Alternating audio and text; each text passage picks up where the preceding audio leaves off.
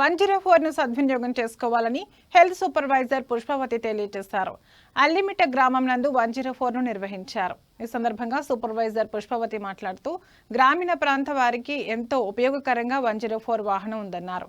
ఈ వాహనం ద్వారా షుగర్, బీపీ వ్యాధిగ్రస్తులకు కాకుండా గర్భిణీ స్త్రీలకు, ఇతర వ్యాధిగ్రస్తులకు ఎంతగానో ఉపయోగపడుతుందన్నారు. దీనిని సద్వినియోగం చేసుకోవాలని కోరారు.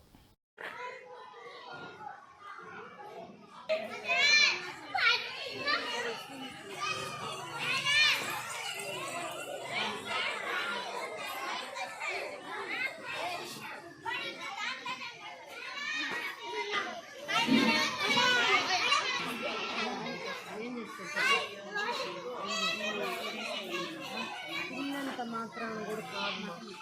రోజు 2 గుడ్లు తినండి, ఆకుకూరలు తినండి, మునగాకు తినండి, సరేనా. ఖర్జూరము, ఎండు ద్రాక్ష తెచ్చిపెట్టుకొని కొద్దిగా తినండి. రోజు చెనుగుంట్లు తినండి. ఏదో ఒక ఆకుకూరగా, మునగాకు అయినా సరే, పాలకు అయినా సరే, ఏ తాలింపులు తిన్నా కూడా అంతంతా ఎక్కువ తినాలి.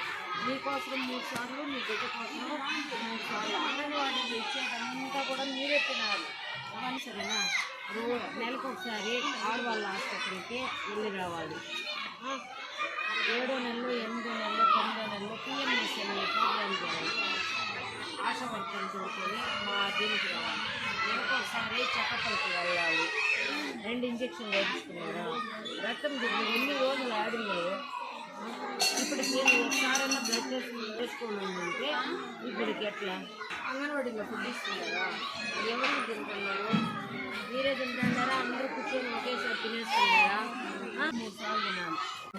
పాలాకులో యూజ్ చేసుకొని ఇవన్నీ కూడా తినాలి. ఇవన్నీ రక్తం ఎక్కించుకోండి అని చెప్తారు.